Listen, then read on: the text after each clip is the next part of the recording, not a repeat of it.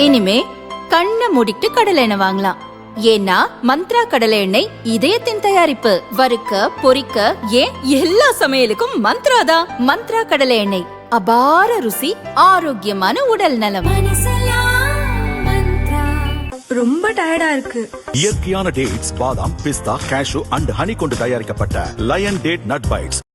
தொகுதி பங்கீடு பேச்சு நடத்த தமிழக காங்கிரஸ் சார்பில் ஐவர் குழு அமைக்கப்பட்டது. ஆனால் எந்த பேச்சுக்கும் முன்வராமல் மௌனம் சாதித்து வருகிறது திமுக. ஆட்சியில் பங்கு, 41 தொகுதிகள் என காங்கிரசார் பொதுவெளியில் சொல்லும் நிபந்தனைகள்தான் திமுகவின் கோபத்துக்கு காரணம்.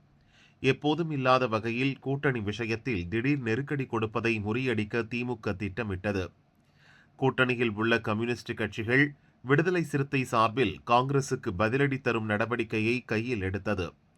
சமீபத்தில் தமிழக காங்கிரஸ் தலைவர் செல்வ பெருந்தகை திமுக கூட்டணிக்குள் ராமதாஸ் தலைமையிலான பாமகவை சேர்க்க ராமதாஸ், திருமாவளவன் இருவரும் பேசினால் போதும், விடுதலை சிறுத்தைகள் நிலைப்பாடு நிச்சயம் மாறும் என்றார்.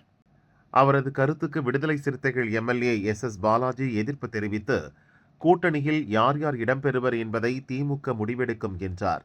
அதே நேரம் ஜாதியவாத, மதவாத சக்திகள் இருக்கும் இடத்தில் இருக்க மாட்டோம் எனும் நிலைப்பாட்டை விடுதலை சிறுத்தைகள் மாற்றிக்கொள்ளும் என்கிற தோற்றத்தை திணிப்பது நாகரிகமற்ற அரசியல் அணுகுமுறை என கூறியிருந்தார்.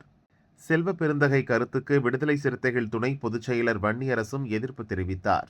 எங்கள் முடிவில் தலையிடுவது நல்ல அரசியல் பண்பாக இல்லை என்றார். இந்த விவகாரத்தில் திமுக எந்த கருத்தும் சொல்லாமல் காங்கிரசுக்கு எதிராக விடுதலை சிறுத்தைகள் சீறுவதை ரசித்தது.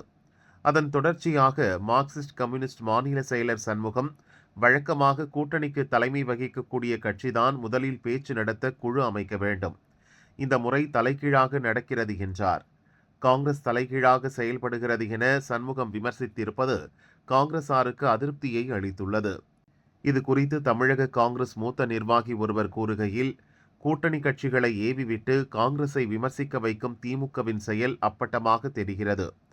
திமுகவுக்காக எங்களை விமர்சித்தாலும் நாங்களும் கூட்டணி கட்சிதான் என்பதை அவர்கள் உணரவில்லை என கூறியுள்ளார்.